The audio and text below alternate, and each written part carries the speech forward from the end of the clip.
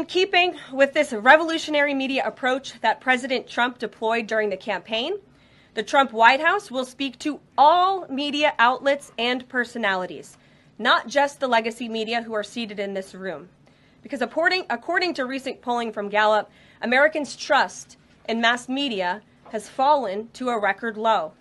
Millions of Americans, especially young people, have turned from traditional television outlets and newspapers to consume their news from podcasts, blogs, social media, and other independent outlets.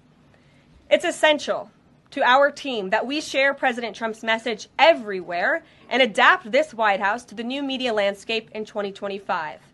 To do this, I am excited to announce the following changes will be made to this historic James S. Brady briefing room, where Mr. Brady's legacy will endure.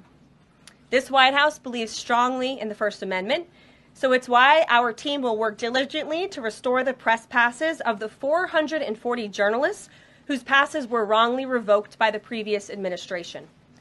We're also opening up this briefing room to new media voices who produce news-related content and whose outlet is not already represented by one of the seats in this room.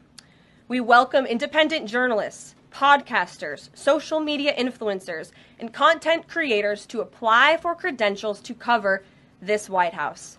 And you can apply now on our new website, whitehouse.gov/newmedia.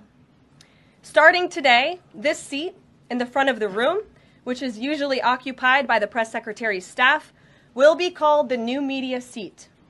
My team will review the applications and give credentials to new media applicants who meet our criteria and pass United States Secret Service requirements to enter the White House complex. So in light of these announcements, our first questions for today's briefing will go to these new media members whose outlets, despite being some of the most viewed news websites in the country, have not been given seats in this room.